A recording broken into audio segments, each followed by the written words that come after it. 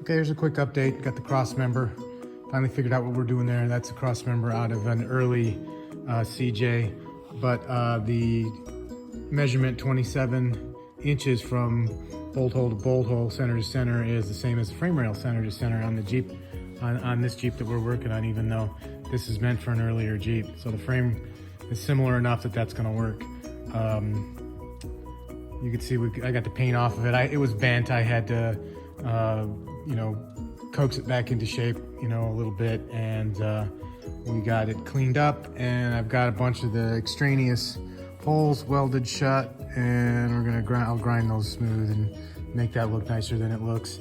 We had to put it was cracked over here on this side, so I braced it with some 1/8 inch. And so I think it's gonna be just fine. That'll fit in there. It'll look nicer than whatever crap was on there. And it is going to be pretty cool. I will drop in a picture of, you know, what it looked like when I first got it, what this cross member looked like when I first got it. And then I'll drop that in.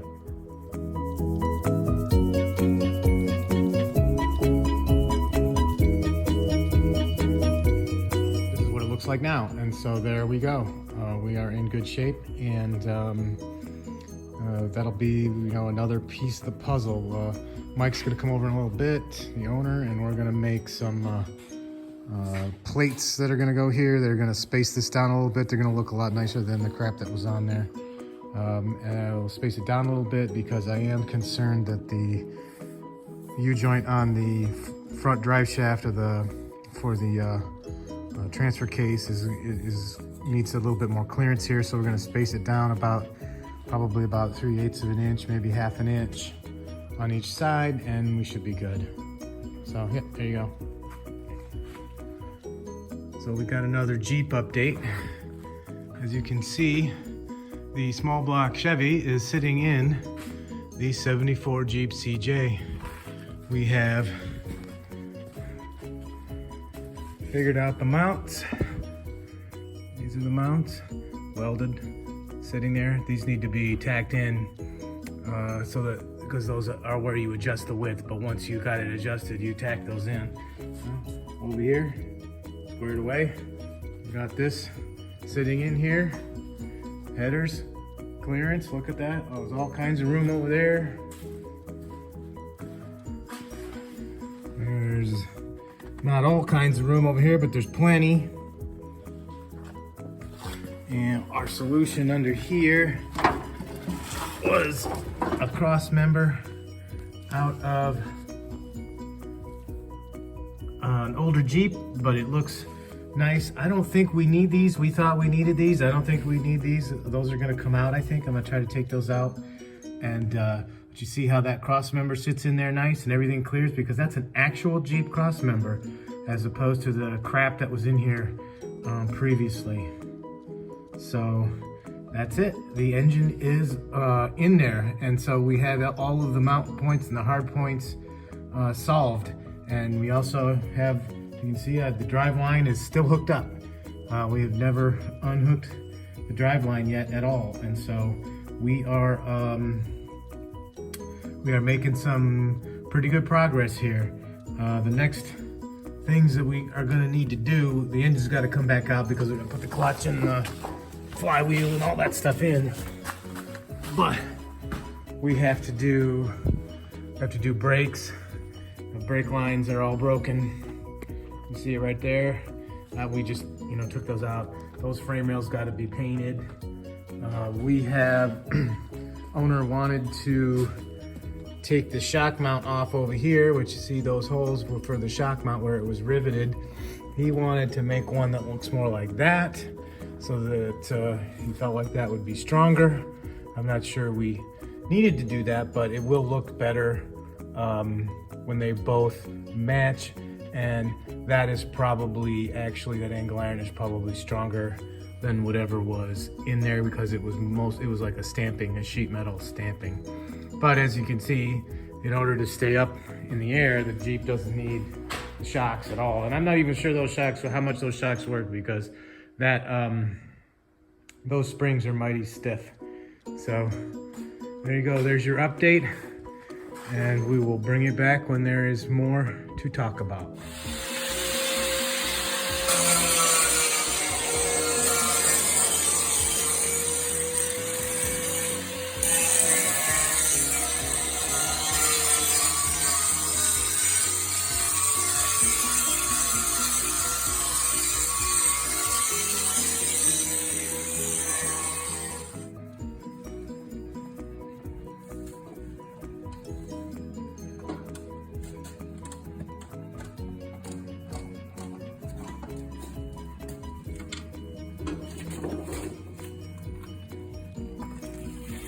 Temp gauge maybe?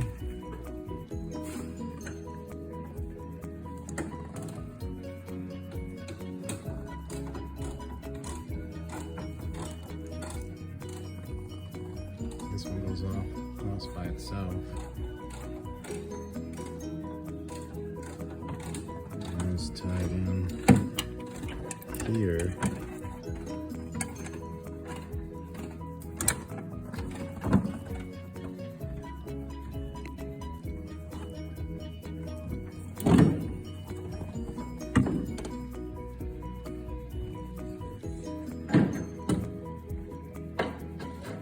This is the ground.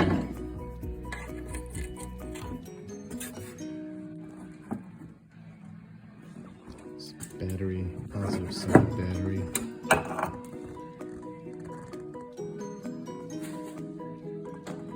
This must go power, accessory power. This is key. These two must be the key switch. This maybe is hot. And crank, I don't know.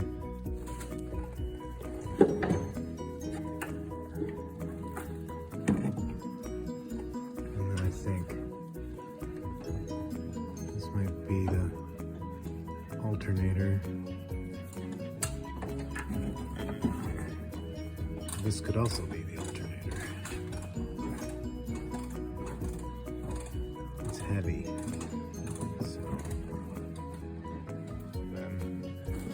This is being used as a major ground point. This one goes there.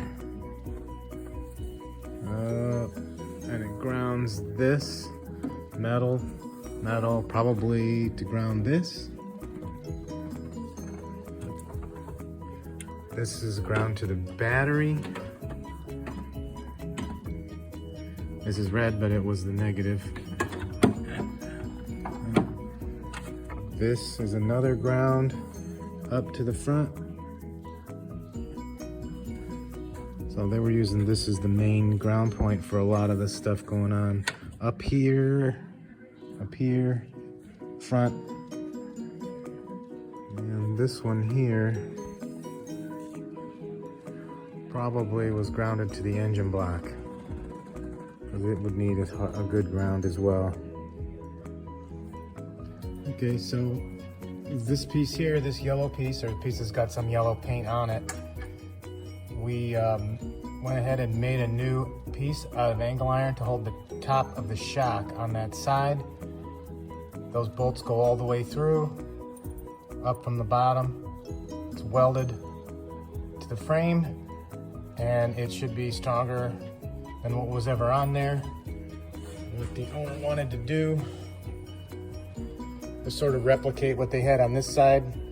That right there, that's clearly not factory. It's the same idea though, piece of angle iron holds the shock up. So now we've got that same setup on this side.